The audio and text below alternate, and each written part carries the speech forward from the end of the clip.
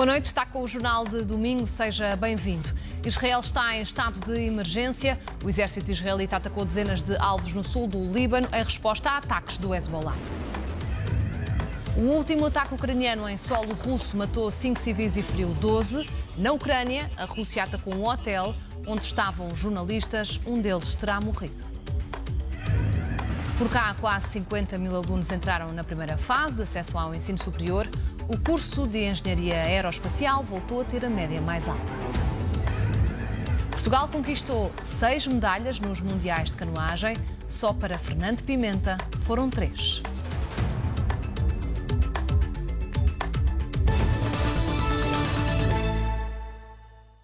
Começamos com uma explosão num apartamento no Seixal que fez 15 feridos. O incêndio causado pela explosão foi extinto, mas os moradores do prédio não poderão voltar a casa esta noite por questões de segurança. Mário Marçal mora em frente ao apartamento que foi atingido por uma explosão por volta das 4 da tarde deste domingo no Seixal. Ia assistir a um jogo do Amora, mas voltou para trás assim que recebeu a notícia, através de uma chamada telefónica da mãe. Eu não me interessa o recheio, o que tenho lá dentro. Tenho um cão preso neste momento e isso é que me está a afligir porque não me conseguem dizer quando é que eu o posso ir buscar. As autoridades evacuaram o prédio de 9 andares. O incêndio que se seguiu à explosão ficou confinado ao apartamento no 4º andar. O incêndio foi extinto às 16h28. A habitação foi toda tomada, não está em condições de ser habitável. Não vamos abrir neste momento a possibilidade das pessoas regressarem às suas habitações, uma vez que as temperaturas ainda têm bastante temperatura e ainda vamos ter que manter um local para conseguirmos fazer o arrefecimento. Tenho onde ficar, felizmente, porque sou aqui da zona e tenho familiares aqui na zona. Agora, o meu cão, eu não sei onde é que vou dormir, mas o meu cão vai comigo, isso eu posso garantir. Nem que eu tenha que furar o cordão e correr pelas escadas acima, mas o meu cão hoje dorme comigo garantidamente. Mário Marçal foi autorizado a subir para resgatar o animal de companhia, cerca de 2 horas depois da extinção do incêndio. É um alívio. A sua casa está bem? Não olhei muito, mas aparentemente está tudo intacto. Mas isso não me importa neste momento. Sinceramente, podia ter ardido tudo, desde que ele estivesse salvo, estava tudo bem. Nestes momentos nós vemos a vida vale mais qualquer coisa. Não interessa, podia ter ardido tudo, desde que ele estivesse bem, estava tudo bem. O incêndio provocou 15 feridos ligeiros. 7 foram transportados para o hospital, incluindo um bombeiro e 4 agentes da PSP. Quantos meios é que estiveram envolvidos? Neste momento tivemos 52 elementos e 22 viaturas, dos quais 5 são da PSP e são mais 2 do INEM, e tivemos as restantes viaturas dos Corpos de Bombeiros. Mário Marçal é um dos habitantes que não poderá regressar a casa neste domingo à noite. A Proteção Civil está a avaliar quando é que os moradores podem regressar. Está apagado o incêndio na Madeira, mas a polémica política ainda não. Miguel Albuquerque acusa a oposição de usar o incêndio para tentar derrubar o governo regional.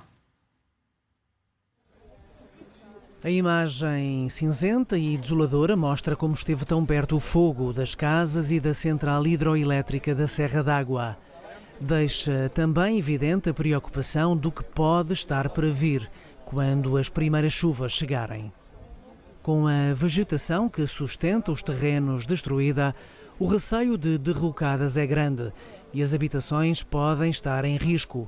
A escarpa está agora muito mais instável. Os meios de combate foram desmobilizados e os Canadair autorizados a regressar à Espanha. Ficaram apenas as críticas ao governo regional e à estratégia usada nos últimos 12 dias. Miguel Albuquerque acusa a oposição de usar o fogo para tentar derrubar o executivo. O PSD é um governo minoritário, por isso mesmo é que algumas forças políticas estavam à espera que isto corresse mal, que era para deitar o governo abaixo. Pois, e o PSD, mas o que está em questão não é o incêndio, o que está em questão é a ambição de certas criaturas pelo poder. Mas há ambição dentro do PSD, também há críticas por parte do PSD. Pois, mas eu nunca vi essas pessoas que fazem críticas dentro do PSD enfrentar um incêndio. Albuquerque desvaloriza o pedido do CDS para uma comissão independente que apure a origem e o combate ao fogo e recusa mudar o secretário regional de Saúde e Proteção Civil. Podem averiguar o que quiserem. Vai demitir Pedro Ramos? Pedro Ramos, faltava. Também indiferentes às críticas, a população de Machico cumpriu a tradição da queima dos fachos, com a autorização da Câmara Municipal. Mantivemos porque isto é uma grande tradição de Machico. Isto tem a ver com a nossa alma, com a alma do povo de Machico, com as suas raízes, com as suas tradições mais profundas. E por isso acaba por ser também uma forma de homenagear e respeitar os nossos antepassados. Na nossa ótica, é um evento que não iria trazer grandes problemas ou não ia adensar o problema dos incêndios aqui na Madeira. Centenas a ver o espetáculo de fogo, sempre com os bombeiros por perto, ao 12º dia de um dos piores incêndios de sempre na ilha. 6 pessoas foram constituídas arguídas numa operação da ASAI e da Polícia Marítima na Costa da Caparica, em Almada. Foram inspecionados 11 restaurantes e bares de praia. 2 deles foram fechados temporariamente pelas autoridades por não cumprirem as regras de segurança alimentar. Foram apreendidos alimentos, material de som e bebidas alcoólicas no valor de mais de 11 mil euros. Quase 50 mil alunos entraram na primeira fase de acesso ao ensino superior. O curso de Engenharia Aeroespacial voltou a ter a média mais alta, 19,45 valores, desta vez na Universidade do Porto.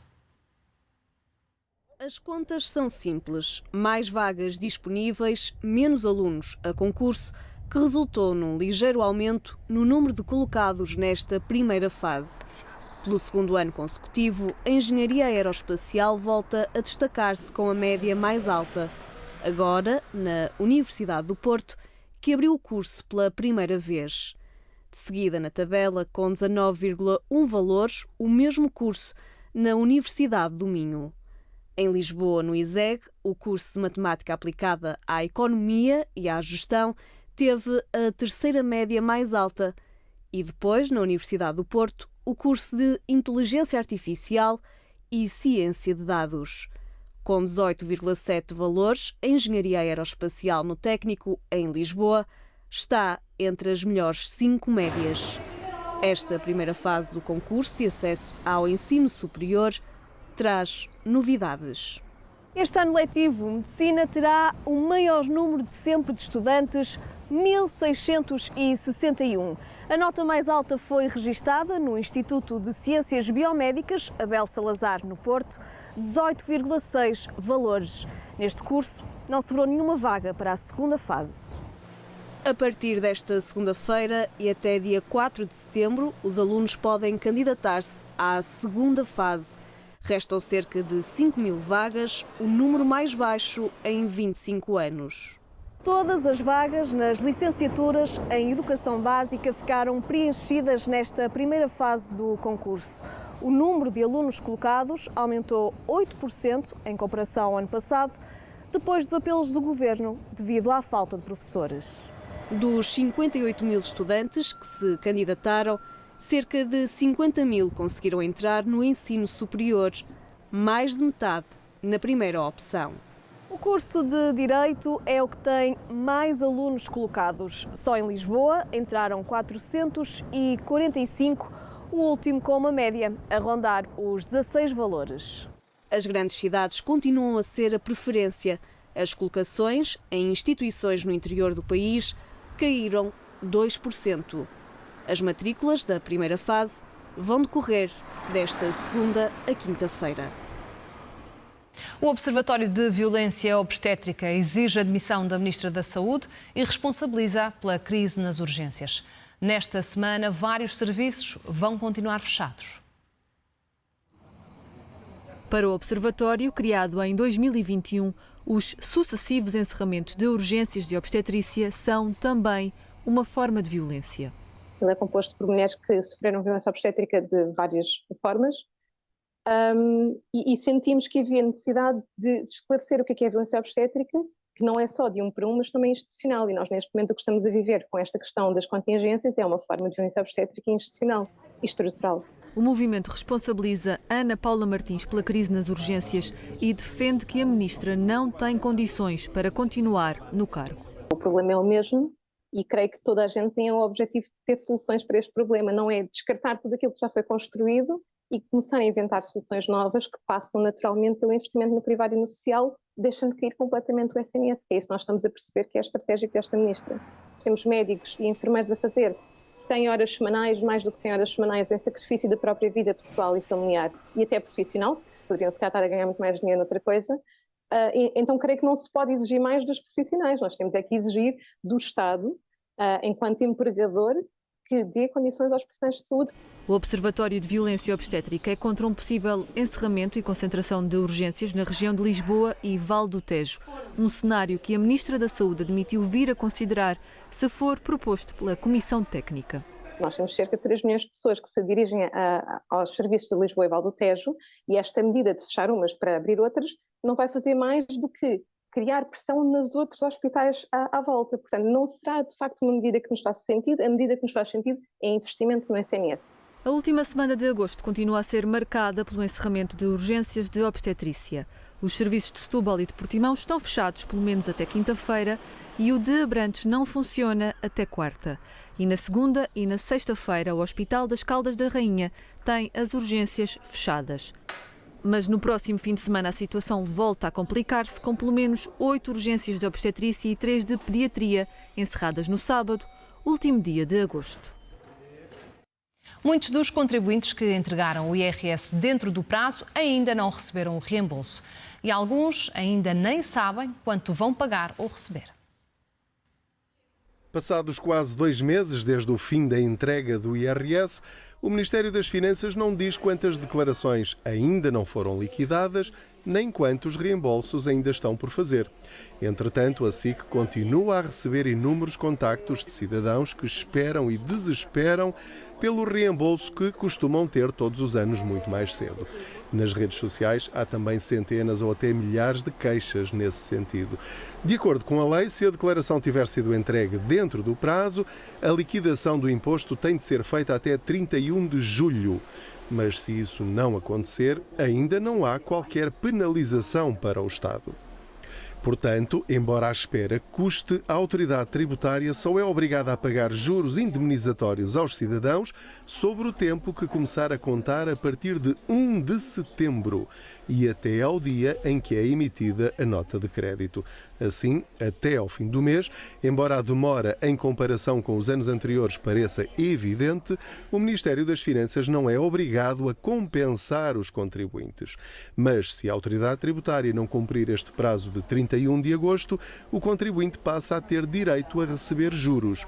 De acordo com os especialistas em fiscalidade contactados pela SIC, a taxa de juros indemnizatória é de 4% ao ano pago ao dia. Estamos a falar de 40 euros por cada 1.000 euros de reembolso em atraso, mas a dividir por 365 dias a contar a partir de 1 de setembro.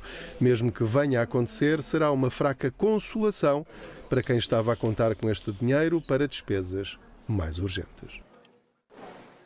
A Iniciativa Liberal ameaça votar contra o orçamento do Estado se considerar que não apresenta uma mudança para o país. Rui Rocha diz que o governo da AD é uma desilusão.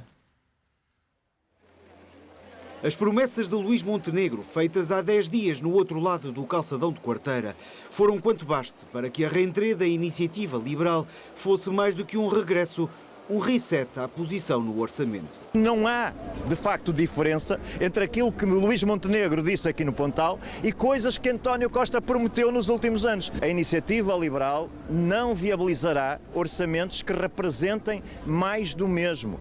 Os liberais tinham ido de férias a manifestar abertura nas negociações, mas dizem que a AD serviu-lhes medidas eleitoralistas, como o passe ferroviário, mais vagas nos cursos de medicina e o suplemento extraordinário para os pensionistas. Tudo sem qualquer reforma do Estado. Rui Rocha diz-se desiludido. Os portugueses queriam mudança, mas tiveram mais do mesmo. Os portugueses queriam mudança e tiveram um governo toranja.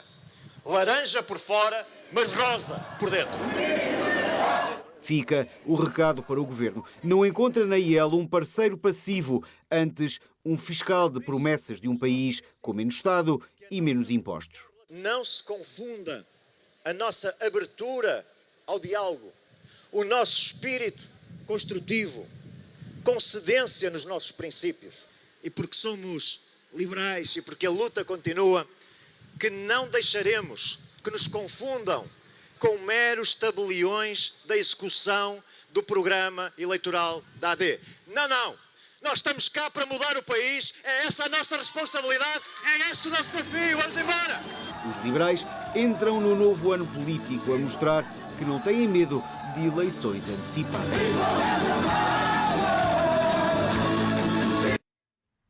O mundo da política volta à agitação depois das férias. Esta semana haverá mais rentrées de partidos, que terão certamente como pano de fundo as negociações para o Orçamento do Estado. Quando um orçamento do Estado não tem a meta garantida, a negociação precisa de algum apoio.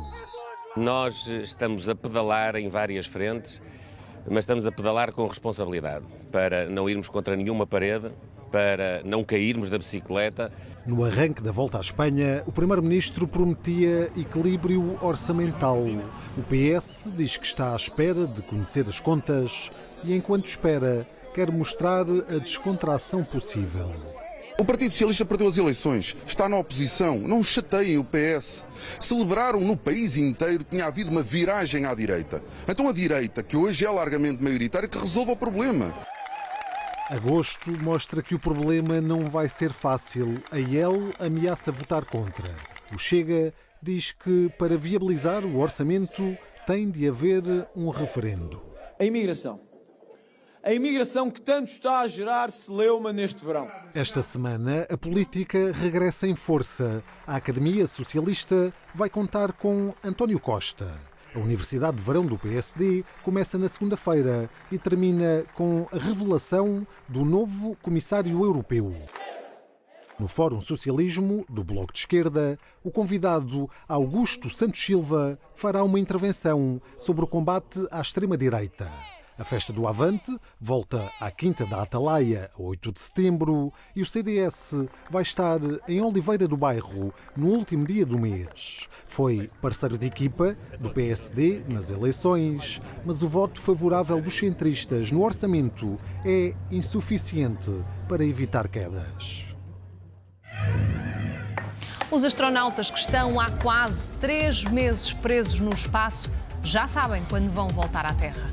Os pormenores mais à frente neste Jornal do Mundo.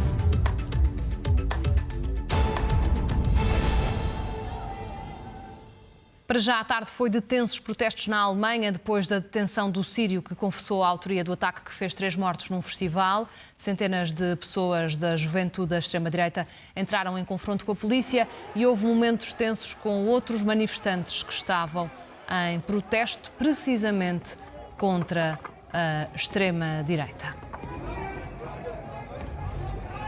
Protestos que aconteceram depois do autor do ataque se ter entregado às autoridades e ter confessado o crime reivindicado pelo Daesh. Membros da Unidade Especial de Polícia escoltaram-no até ao Tribunal Federal de Justiça, onde foi ouvido. Fica em prisão preventiva. O caso está agora nas mãos do Ministério Público. Wir ermitteln unter anderem wegen Mord, versuchtem Mord und daraus ergibt sich dann auch die Zuständigkeit des Generalbundesanwalts wegen des Verdachts der Mitgliedschaft in einer ausländischen terroristischen Vereinigung, namentlich dem sogenannten Islamischen Staat. Chama-se Issa al-Agha, o apelido não foi revelado, é sírio e tem 26 anos. Não estava na lista de extremistas islâmicos considerados perigosos. Depois de um dia em fuga, entregou-se e confessou o crime. Os procuradores acreditam que partilha da ideologia do Daesh e que por isso tentou matar o maior número de pessoas que considerava infiéis. Esfaqueou-as nas costas, no pescoço e no tronco. 3 acabaram por morrer, 8 ficaram feridas. O Daesh reivindicou o ataque, diz que foi para vingar os muçulmanos na Palestina e no resto do mundo. A imprensa alemã diz que o alegado autor do crime, que chegou ao país no final de 2022, veio de uma cidade síria que durante alguns anos foi controlada pelo grupo. Tinha ordem de deportação para a Bulgária, o país da União Europeia onde a chegada foi registada e onde deveria ter pedido asilo ao abrigo das regras europeias. Bin gespannt, was die nächsten Wochen passiert. Also ich traue mich schon gar nicht mehr irgendwo hinzugehen und natürlich beruhigt einen, dass er sich angeblich da jetzt gestellt hat, aber... Komplett fassungslos und mit dem Gedanken, das darf nicht sein. Ich wohne seit 5 Jahren in Solingen, ich wohne gern hier und möchte nicht, dass diese Stadt nach außen immer nur mit bösen Sachen in Verbindung bringt, weil das ist diese Stadt nicht. É o primeiro ataque em solo alemão reivindicado pelo autoproclamado Estado Islâmico desde 2016. No final desse ano, um homem entrou de caminhão por um mercado de Natal em Berlim e matou 12 pessoas. O último ataque ucraniano em solo russo matou 5 civis e feriu 12. Na Ucrânia, a Rússia atacou um hotel onde estavam hospedados jornalistas. Um deles terá morrido e o corpo ainda não foi encontrado. Estavam hospedados no Hotel Safira, atingido este sábado num ataque russo à cidade de Kramatorsk, no leste da Ucrânia. Na ofensiva noturna, também um arranha-céus foi destruído. Mas quem vive na última grande cidade do Donbass, ainda sob controle ucraniano, diz que o alvo era o hotel da cidade. Основной удар в эпицентре, я думаю, был как раз на Сапфир, потому что окна у нас выходят именно на Сапфир. Мы находились дома, собирались отдыхать, ложиться спать, и вдруг это произошло неожиданно. Доли секунды мы даже не поняли, что случилось. Уже увидели последствия, когда улетели окна, дверь у нас упала со стеклом, разбилась входная в этот самый. И полно стекол и мусора уже как последствия того, что случилось.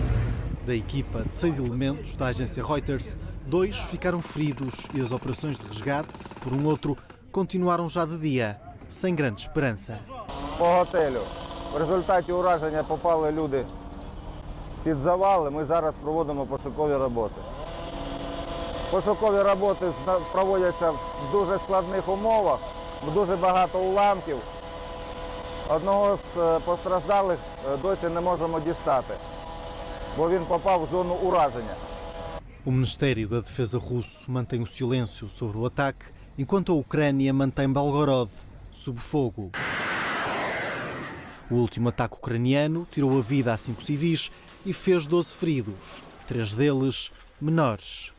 Nos próximos dias, com os bombardeamentos ucranianos em contínuo, são esperados mais mortos e mais feridos nas regiões próximas da fronteira com a Ucrânia. Em Belgorod já foi declarado estado de emergência, 5 aldeias foram evacuadas e Zelensky quer permissão dos aliados ocidentais para usar mísseis de longo alcance. A estratégia é aproximar-se de Moscovo e começar a destruir alvos no interior da Rússia.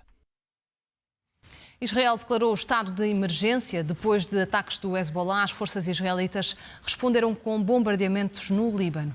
Netanyahu garante que não vai ficar por aqui. Os bombardeamentos ao sul do Líbano, garante Israel, terão destruído dezenas de rampas de lançamento de foguetes, terão evitado um ataque ainda maior do Hezbollah a solo israelita. Pela manhã, o Gabinete de Guerra reuniu-se de emergência, assinou a resposta às centenas de drones e foguetes Katyusha que começaram a ser lançados de madrugada pelo movimento xiita contra bases militares e instalações estratégicas no norte e centro do país.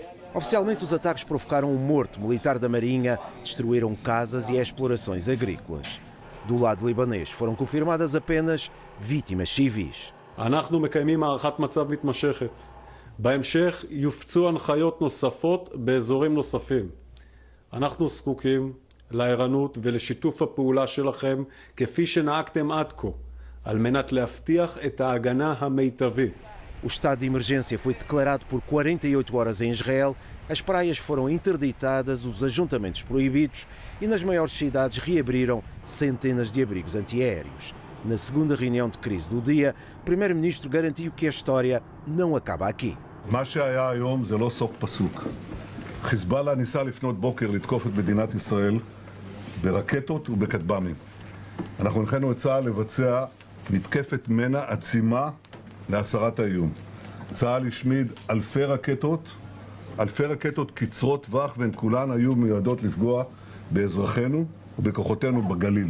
O Hezbollah justificou os maiores ataques dos últimos 10 meses em resposta ao assassinato do comandante logístico Fouad Shukr o mês passado em Beirute. O líder do movimento diz que atrasou a vingança em respeito pelo Hamas e pelas atuais negociações de paz para Gaza.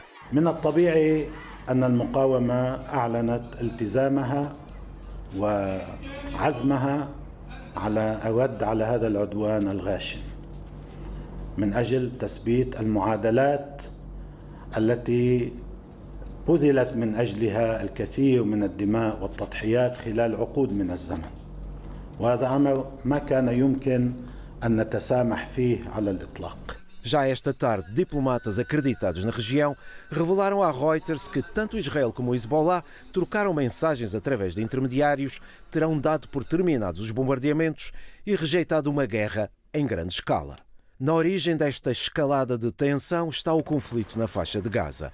Este domingo, as tropas israelitas mantiveram a ofensiva no território totalmente devastado, ao mesmo tempo que no Cairo continuam as negociações entre o Hamas e Israel para um cessar-fogo e para a libertação dos reféns em Gaza.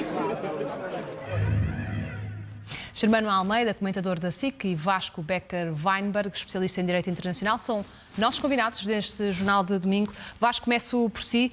O Hezbollah diz que esta é a primeira fase da vingança e Netanyahu diz que a história com o Hezbollah não vai ficar por aqui, que não é o fim dessa história. Isto demonstra que um conflito em larga escala entre estes dois lados pode estar iminente ou ambos têm bons motivos para evitar a guerra? Boa noite, Sara. Boa noite, Germano. O conflito seguramente não vai ficar por aqui porque a história de ataques vindos do Hezbollah já é muito antiga, muito anterior ao 7 de outubro, intensificou-se pelo 7 de outubro. Eu diria que o que está a acontecer em Gaza seguramente é muito próximo das causas do Hezbollah, mas não é a causa central do Hezbollah. O Hezbollah e o Hamas são diferentes, quer no modus operandi, quer mesmo na sua ideologia. O que têm em comum é que têm um mestre fantoche atrás, que é o Irão, que abastece com armamento e, portanto, a pressão sobre Israel será sempre feita através de uns seus proxies e o Hezbollah vai insistir. Eu penso que o Hezbollah hoje fez uma declaração onde dá a entender que é o fim de uma primeira fase, o que eles chamam, porque sofreram baixas pesadas na última madrugada e grande parte, ou uma parte significativa, porque a dimensão do Hezbollah é muito superior à do Hamas e com uma capacidade e com uma forma de ação completamente diferente, mas sofreram baixas significativas. Israel exerceu o seu direito de defesa, fez este ataque contra as bases do Hezbollah e é importante, se me permite só explicar, que não há um confronto entre o Líbano e Israel. Infelizmente, o Hezbollah controla partes do território libanês com alguma ou bastante impunidade, como dizem os americanos, porque de facto o governo libanês pouco ou nada consegue fazer para pelo menos condicionar ou limitar a influência do Hezbollah, desde logo nos ataques que lança contra a população israelita no norte de Israel. Não esquecer que 80 mil israelitas ainda não puderam regressar às suas casas no norte, o que também tem gerado muita contestação dessa mesma população contra Netanyahu. E, portanto, a situação é extremamente difícil, não sabemos verdadeiramente se isto vai escalar para outros proxies na região. Ontem ou anteontem os Houthis destruíram um petroleiro que eles tinham sequestrado, provocando um impacto ambiental muito significativo e obviamente vão continuar essa ação no Mar Vermelho. O que faz agora pensar é o que é que os americanos vão fazer, porque os americanos já tinham avisado o Hezbollah logo no início do 7 de outubro que não tentassem aproveitar este momento para acrescentar mais outra frente de conflito. Desde o 7 de outubro o Hezbollah tem o feito. Provavelmente os Estados Unidos vão querer que seja Israel a destruir as bases do Hezbollah para não ser os Estados Unidos a terem que o fazer, como estão a fazer, por exemplo, relativamente aos Houthis no Mar Vermelho. Portanto, os próximos dias vão-nos dizer um pouco mais do que é que aquilo que nós assistimos nas últimas 24 horas efetivamente foi e o que é que poderá ser nos próximos dias. Germano, nós temos os dois lados com promessas de mais ataques, com mais ameaças. Será que isto pode escalar ou faço aqui a mesma questão? Ou ambos os lados têm bons motivos para evitar uma guerra? Boa noite, Sara e Vasco. Acompanho quase tudo o que o Vasco acabou de explicar. Adicionava 2 ou 3 linhas de análise. Por um lado, embora naturalmente por ter sido o maior o maior confronto na forma como o Hezbollah ataca Israel e como Israel consegue retaliar, e não só retaliar, como também prevenir e evitar maior dano em relação a isso, por ter conseguido interceptar uma percentagem muito significativa. Diz Israel que quase 2/3, mais de metade dos 300 e tal rockets e foguetes lançados pelo Hezbollah. A verdade é que as duas partes acabam por ter algum tipo de ganho na situação. O Hezbollah pode dizer, como o seu líder Nasrallah disse nas últimas horas, que já reagiu à morte do seu comandante Fouad Shukr há cerca de um mês. O Israel volta a mostrar, depois de 14 de abril, volta a mostrar que tem uma grande capacidade de defender o seu território perante ataques em grande escala. Por outro lado, adicionava então esta situação com as negociações de paz, ou enfim, de cessar-fogo no Cairo, relacionadas com a faixa de Gaza Israel-Hamas. Porquê? Porque, de algum modo, isto pode levar Netanyahu a mostrar que não tem condições de aceitar um cessar-fogo, estará supostamente a levar o Hamas a rejeitar, terá rejeitado nas últimas horas uma proposta de Israel. Por outro lado, também, como é que os Estados Unidos, como o Vasco dizia, vão lidar com isso? Ou seja, os Estados Unidos, que através do Presidente Biden estavam a dar um grande impulso a esta nova tentativa de cessar-fogo em Gaza, teriam todo o interesse em forçar Netanyahu, o governo Netanyahu, a finalmente aceitar uma parte, pelo menos, do que saiu do plano Biden 31 de maio, com a resolução do Conselho de Segurança da ONU de 2 de julho, e Biden estaria a pressionar Netanyahu nesse sentido, nomeadamente com a posição de Netanyahu de não retirar posições militares da faixa do corredor Netzarim, que liga de norte a sul de Gaza, e a questão do corredor de Filadélfia, e Biden apontaria que Netanyahu, pelo menos uma parte da questão do corredor de Filadélfia, poder retirar uma parte israelita e abrir espaço para uma presença internacional ali. A verdade é que, com esta situação agora a norte, Netanyahu pode dizer que perante as duas frentes, que são duas guerras naturalmente diferentes, que não teria condições para isso. E como o Vasco também estava a dizer, temos que atender embora guerras diferentes e geograficamente diferentes, faixa de Gaza com o sul de Israel e o sul do Líbano com o norte de Israel, com esta situação com o Hezbollah, a verdade é que são todos proxies do Irão.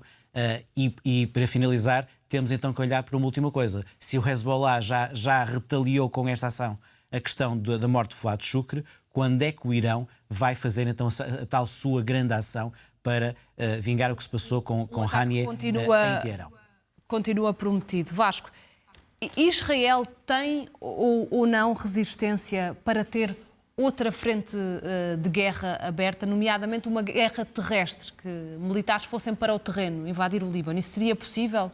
Eu julgo que não. No atual contexto tecnológico que existe, e repara, o próprio Hezbollah, que não é um exército convencional, tem uma capacidade de lançar um ataque que, pese embora não tenha tido sucesso, tem um desenvolvimento tecnológico que é relevante e muito significativo. Como há pouco dizia, são muito diferentes do Hamas. O Hamas começou com mísseis feitos em casa, quase, com pedaços de construção, e foi evoluindo. O Hezbollah sempre teve uma capacidade militar muito avançada, também pela forma como está implementado no Líbano e pelas suas ligações muito mais fáceis e acessíveis com o Irão, porque desde logo controlam portos no Líbano, e não esquecer aquele que se passou com a Amianta aqui há uns anos atrás, que teve aquela explosão catastrófica em Beirute. Portanto, uma ofensiva terrestre não estará na cabeça de Netanyahu? Não, desde logo para preservar vidas, que Israel tem sofrido baixas muito significativas para aquilo que é aquilo que tem sido o número de baixas ao longo dos diferentes episódios de conflito envolvendo forças israelitas. Este é muito significativo. Agora, só acrescentaria algo relativamente ao que o Germano disse a propósito do acordo de cessar-fogo. Nas declarações que o Hamas fez hoje sobre o acordo de cessar-fogo e que não o aceitaria, não menciona qualquer frente com o Hezbollah, nem sendo do seu interesse, faz-se referência àquilo que o Germano dizia, que é o corredor de Filadélfia. Eu não sei se o Netanyahu agora tem grande margem para vir chamar o conflito com o Hezbollah para sair, até porque não chamou ainda si qualquer, nem as delegações que estão a negociar, nem mesmo fez qualquer comentário nesse sentido. Antes, pelo contrário, o único comentário foi feito pelas forças militares no sentido de explicar o que tinha acontecido nas últimas horas. Eu só acrescentar aqui algo que eu acho que nós devemos ter atenção e olhar ao mesmo tempo, que é o crescimento de ataques terroristas, ou ameaça de ataques terroristas fora da região, em particular o que nós vimos aqui, quer com o Daesh, com o Estado Islâmico, que funciona de uma maneira completamente diferente, se quiser uma multinacional do terrorismo, que não tem efetivos, conta com pessoas que eles vão influenciando nas redes sociais e por aí fora, e provavelmente este terá sido um desses casos, mas em particular o que aconteceu no sul de França, num ataque a uma sinagoga, por um indivíduo que de facto vestia uma bandeira, aquilo que parecia ser uma bandeira palestiniana e tinha uma cafia na cabeça. Portanto, há essa contaminação para elementos que possam ou não atuar ou como lobos solitários ou por instruções dos proxies do Irão.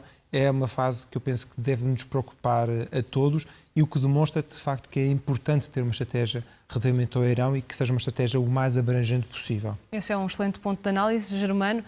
Corre-se o risco de haver essa contaminação. Ainda há uns anos na Europa, bem nos lembramos do quão difícil foi com os ataques terroristas em 2015, 2016. Podemos correr o risco de começarem a aparecer mais ataques deste género? Não podemos correr o risco, nós estamos sob esse risco já há algum tempo, e naturalmente que esse risco aumentou a 7 de outubro e depois com o início da ação israelita em Gaza. Depois, naturalmente que estamos em contrarrelógio para um momento decisivo relativamente a saber que tipo de correlação de forças há, não só em relação a esta questão, como também em relação à questão russa da Ucrânia, que são as eleições americanas. E dentro desses dois pontos, naturalmente que corremos sempre o risco de o que aconteceu, por exemplo, ontem na Alemanha, poder ter outro tipo de continuação, e sabemos, Vasco e Sara, que nos últimos meses foram, felizmente, anulados, neutralizados outro tipo de ações maiores, como, por exemplo, nos últimos dias do ano passado, entre o Natal e o Ano Novo, com, enfim, grupos aproximados e afiliados do Daesh a tentarem fazer ações, nomeadamente na Alemanha, na Áustria e na Dinamarca. E, portanto, esse risco continuará. Deixa-me só muito rapidamente apontar também na sequência do que estamos eu e o Vasco a analisar relativamente ao que pode acontecer. Na ideia que me parece a mais racional de que nem Israel nem o Hezbollah querem verdadeiramente um escalar do conflito, Netanyahu não deixa de ter aqui alguma hipótese de, como o Hezbollah disse, que um cessar-fogo em Gaza levaria a não continuar a ação, podia ser um pretexto para avançar com essa possibilidade. Por outro lado, há o interesse, recordo, nesta reta final da presidência Biden, e Biden tem legitimidade de pressionar Netanyahu nesse sentido, porque tem sido um grande apoiante sempre da defesa e segurança de Israel. Há o interesse americano de forçar o governo de Israel a sair com algum tipo de acordo das negociações do Cairo. Portanto, não devemos retirar essa possibilidade.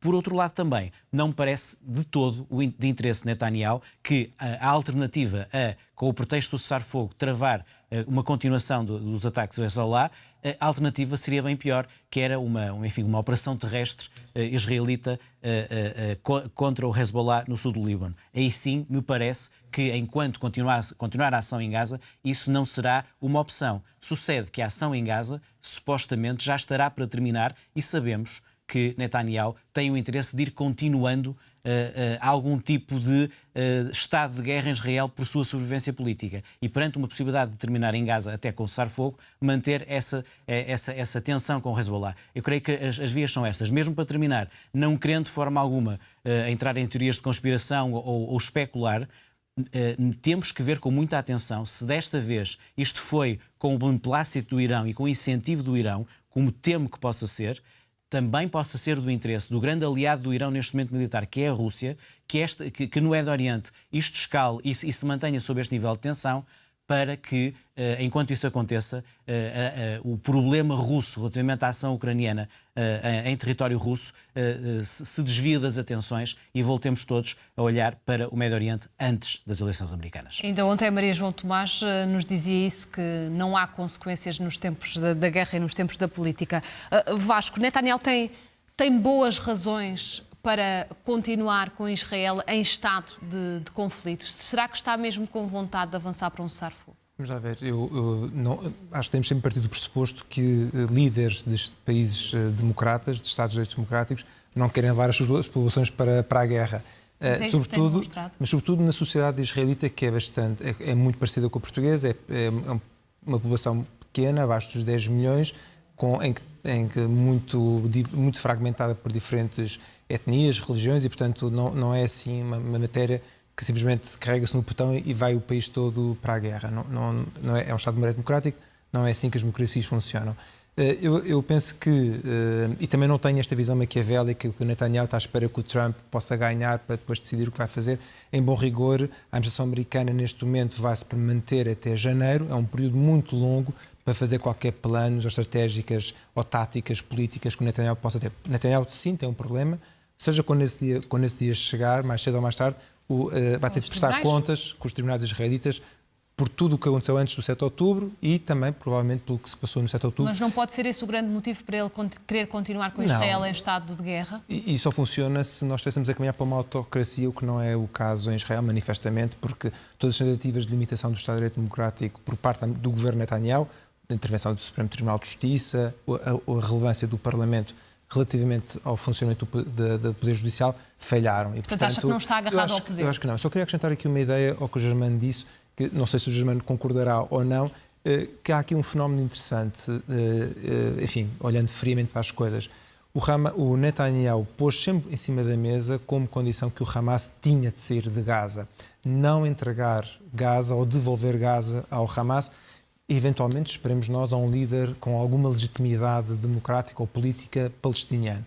Mas é interessante ver que o Biden, para ele isto não é significativo seguramente, porque ele, quando sai do Afeganistão, não teve qualquer problema nas próprias negociações que decorreram no Qatar com os Talibã de entregar o Afeganistão aos Talibã, do qual eles tentaram tirar há 22 décadas antes. E, portanto, aqui é que a agenda americana, penso eu, e a agenda israelita não vão coincidir, porque acho que o Biden não vê com maus olhos, se calhar, devolver Gaza ao Hamas. Germano, só para rapidamente responder ao Vasco. Muito rápido.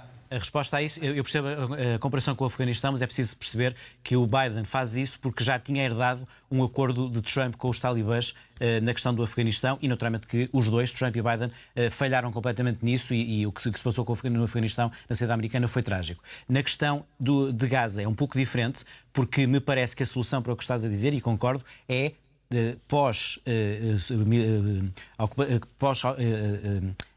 a ação israelita em Gaza, nem Israel nem Hamas estarem no futuro de Gaza. A solução só pode ser essa. E percebo que Netanyahu exija que não seja o Hamas, mas a solução tem que ser, americana e de outros, uma força internacional, possivelmente árabe-muçulmana, no pós. Mas isso é algo que esperemos que possa acontecer. Última nota, só para dizer o seguinte. Concordo que Netanyahu não tenha que precisar de esperar por Trump, porque seja Trump, seja Kamala, o que esta administração americana está a mostrar é que defenderá sempre a segurança de Israel, como se vê com a conversa de Austin hoje com Gallant e com o envio, por parte do Presidente Biden, do chefe de Estado-Maior das Forças Conjuntas Americanas, o general Charles Quinton Brown, para a região, o que mostra o empenhamento americano. E, portanto, será isso que acontece. Esta agora é a última frase. Concordo com o Vasco relativamente a que Israel é um Estado democrático, sempre defendi isso. Não concordo tanto em relação à posição de Netanyahu, que nos últimos meses me parece que deve ser culpabilizado pela forma como tem lidado com a questão de Gaza. Mas, enfim, isso é algo que a história julgará. Germano, Vasco, muito obrigado aos dois. Boa noite. O Papa Francisco diz que a religião não deve ser assunto dos políticos. Está preocupado com a liberdade religiosa depois da proibição da Igreja Ortodoxa na Ucrânia por causa da ligação à Rússia. Continuo a seguire com dolore i combattimenti in Ucraina e nella Federazione Russa. E pensando alle norme di legge adottate di recente in Ucraina, mi sorge un timore per la libertà di chi prega, perché chi prega veramente prega sempre per tutti. Non si commette il male perché si prega. Se qualcuno commette un male contro il suo popolo sarà colpevole per questo, ma non può avere commesso il male perché ha pregato. E allora si lasci pregare chi vuole pregare in quella che considera la sua Chiesa. Per favore, non sia abolita diretta o indirettamente nessuna Chiesa cristiana. Le chiese non si toccano. Chuvas torrenciais já fizeram dezenas de mortos em vários países, sobretudo da Ásia. As imagens para ver a seguir ao intervalo. Até já.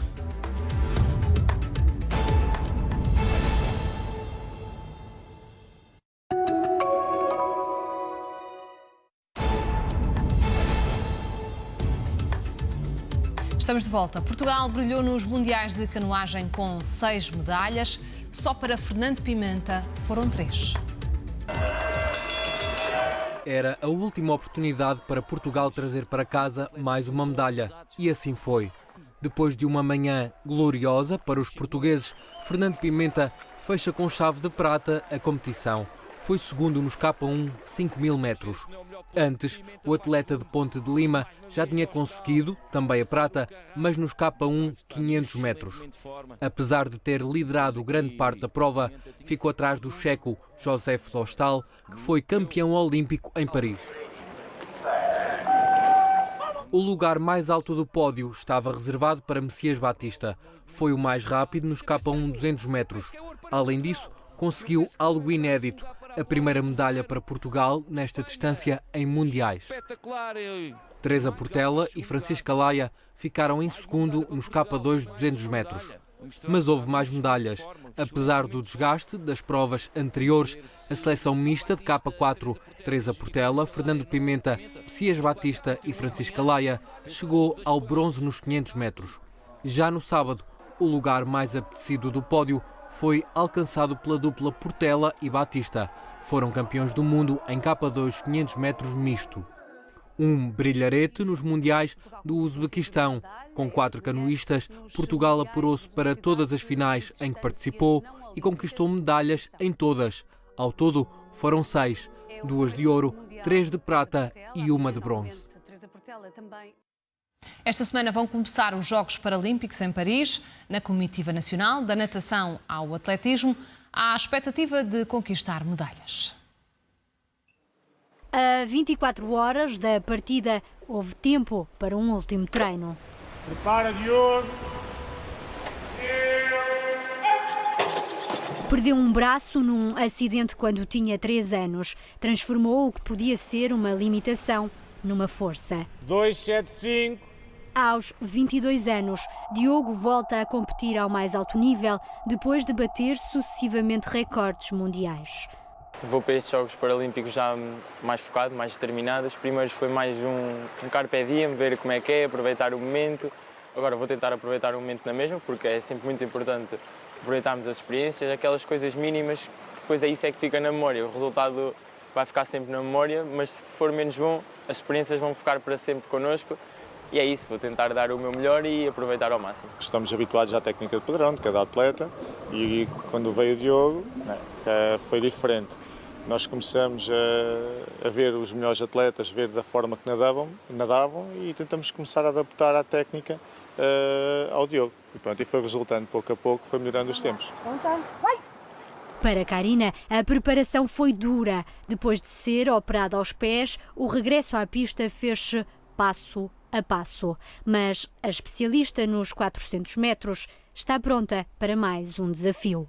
Nós tentamos sempre trabalhar mais e esforçar-nos ao máximo porque o nosso objetivo é os Jogos. Da minha parte, espero trazer o melhor resultado possível, espero superar-me a mim mesma e tentar trazer um melhor resultado do que trouxe em Tóquio. Uma equipa de profissionais de saúde também vai seguir com os atletas. O acompanhamento foi estudado ao pormenor. O que nós fazemos é sempre um estudo de tudo aquilo que pode acontecer e preparamos-nos para isso, tendo em conta aquilo que já conhecemos de background e temos material para mais diversas situações. A missão portuguesa para os Jogos Paralímpicos parte hoje para Paris. São 27 atletas que vão competir em 10 modalidades. Vamos dar o nosso melhor com certeza e vamos chegar o mais longe possível. Temos trabalhado bastante ao longo dos últimos meses e chegamos a esta altura na melhor forma que conseguimos e prontos para a competição. A 28 de agosto começa a competição, a comitiva regressa já em setembro. Não há limites para o que está por vir e a expectativa é de ouvirem o hino nacional no pódio da Cidade de Luz. Maxi Araújo já está em Lisboa para assinar com o Sporting, vai ter um contrato válido por 5 épocas. O Sporting vai pagar ao Toluca do México cerca de 14 milhões de euros. O avançado uruguaio é o terceiro reforço da equipa de Ruben Amorim. À chegada, revelou que o objetivo é ser campeão. ¿Estás contento de vir para Portugal? Un poco cansado. Sí, hablé con Paulinho, pero ahora un poco cansado y bueno, vamos a llegar al hotel. ¿Ya habló con Ruben Amorim? ¿Has hablado con Ruben Amorim? Permiso.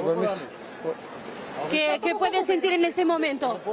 Felicidad. ¿Es un sueño jugar? ¿Cómo te sientes? Sí, un sueño. ¿Has cumplido un sueño? Sí. Ouvir Renato Paiva dizer que é um enorme jogador, é uma satisfação? Fica feliz? Que te ha dicho Paulinho? Espero fazer história no Sporting. Sí, muy feliz. ¿Qué has hablado con Paulinho? ¿Con qué objetivo llega? Sí, para salir campeón, la verdad. Para jugar y aportar lo mejor. Mais de 20 milhões de peregrinos reúnem-se nesta data em Kerbala, no Iraque, para uma celebração de grande significado para os muçulmanos xiitas. A peregrinação anual encheu as ruas de Kerbala, no Iraque. De acordo com os serviços de fronteiras, são milhões os peregrinos que acorrem nesta altura à cidade considerada sagrada pelos muçulmanos xiitas. Num país que assumiu a maioria xiita depois da morte do governante sunita Saddam Hussein. Há medidas de segurança apertadas em Kerbala em tempo de turbulência acesa no Médio Oriente. ما ننسى يعني الدور الأمني اللي عملت عليها القوات الأمنية كان استنفار تام لجميع صنوف الجيش والشرطة والحشد ليؤمنون هذه الزيارة اللي احنا نشوفها زيارة. Este ano as cerimónias estão ensombradas pela guerra de já 11 meses em Gaza e em pico de tensão depois da morte do líder do Hamas em Teherão no mês passado.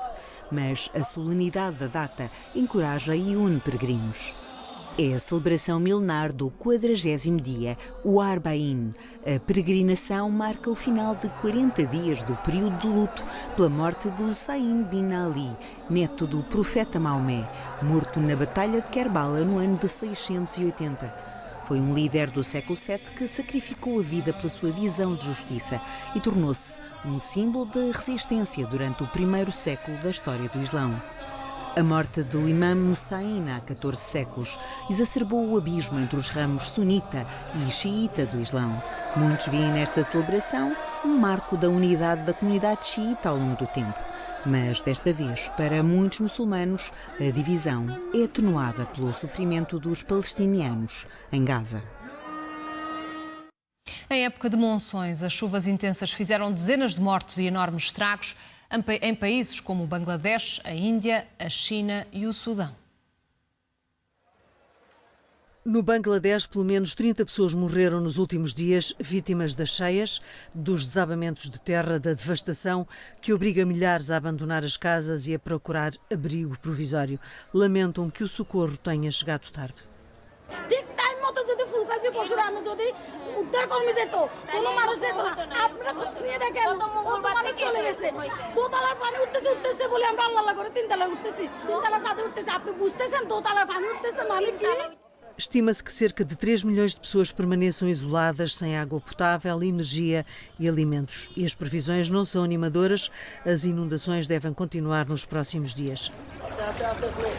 No leste da Indonésia, o cenário repete-se. Morreram 11 pessoas este domingo por causa das inundações repentinas causadas por chuvas torrenciais. Dezenas de edifícios ficaram debaixo de lama, ainda decorrem os trabalhos de salvamento. No estado de Manipur, no nordeste da Índia, aldeias inteiras ficaram alagadas inesperadamente e os habitantes fugiram para campos de refugiados. We have opened 4 relief camps, one in Kangabok, one in Tekcham, one in Laisangthem and one in Sangayumpam. And more than 300 people are staying there as of now. What I found is that most of the drainages are blocked. There are so many enclosures. Because of that, the drains are not functioning properly. That is also one of the major causes. Com os rios a transbordar, centenas de hectares de terras agrícolas ficaram inundados no estado dos Himalaias. No Sudão, as cheias não têm dado tréguas desde junho e já mataram pelo menos 114 pessoas. Mais de 110 mil foram de alguma forma afetadas pela tragédia. جينا هنا في المحل غايته يعني ادونا مخيم والمخيم امبارح جاتنا مطره بعد صلاه الصبح وانا عيان عندي سكري وعندي ضغط وعندي قلب ووجبه الفطور لنا ما جابوها وما جابوا لنا فطور وحتى الدواء برضه مشيت الدواء ادوني شريط واحد بس للسكري. As chuvas fortes também provocaram inundações na província de Gansu, na China. 2 pessoas morreram e várias estradas ficaram intransitáveis. As autoridades ativaram por isso o plano de emergência e enviaram para os locais afetados equipas de resgate. Os 2 astronautas que estão presos no espaço há quase 3 meses só vão regressar à Terra em fevereiro do próximo ano. No início de junho, Barry Wilmore e Sunita Williams partiram para uma viagem de 8 dias ao espaço. Era o primeiro voo com tripulação da nave Starliner, produzida pela empresa Boeing. 3, 2, 1, ignition. And liftoff of Starliner and Atlas V, carrying 2 American heroes. Quando chegaram à Estação Espacial Internacional, foram detectados problemas na nave que comprometia a segurança da viagem de regresso. De lá para cá, a NASA e a Boeing desenvolveram vários testes para compreenderem a origem dos problemas, resolvê-los e trazerem de volta os 2 norte-americanos. We did have some degradation in our thrusters, and we know that, and that's why we're staying, because we're going to test it. That's what we do. That's what we do in this instance. We're going to get the data that we need to help inform our decisions so we make the right decision. No limite, a NASA e a Boeing queriam resolver os problemas para evitarem pedir à SpaceX que traga os 2 astronautas de regresso à Terra. A empresa liderada por Elon Musk é a principal concorrente da Boeing. About once a week we get to jump into Starliner and talk to our control team there and work through all the new nuances that they're working very hard on the ground to make sure that we will be able to come home before too long. Os esforços foram em vão. Este sábado, a NASA decidiu que o regresso será mesmo numa nave da SpaceX e a viagem só está marcada para fevereiro do próximo ano, ou seja, 8 meses depois do previsto.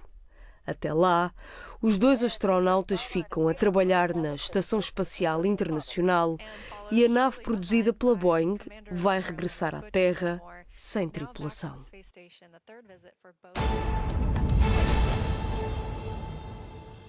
Chegou ao fim mais uma edição de Vilar de Mouros. The Waterboys e The Darkness marcaram a última noite do festival.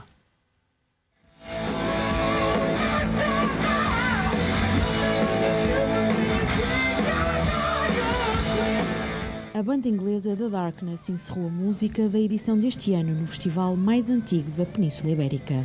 Made a list of songs that tentatively we hope will have an impact with this audience, but it's a learning experience for us because we haven't played it for such a long time. And you know, Portugal is a unique country, just like all of the countries in Europe. You know, I mean, I'll give you a good example. Like we can have an amazing set and an amazing experience in Italy, and then we go to Switzerland and the same set doesn't work, so we have to modify it. But you learn what works through experience. So this is our first time in Portugal for a really, really long time, and it's like it might as well be the first time. Let's go, baby, where the action is. É a segunda vez que The Waterboys vêm a Portugal este ano. No recinto, o público viajou pelos intemporais sucessos da banda. Every summer I look at our festival schedule to see if we're coming to Portugal. I'm always pleased to come here. It's a passionate audience. It's an audience that knows its music, that responds well, that responds with emotion, and also they love particular songs, and they always make me happy.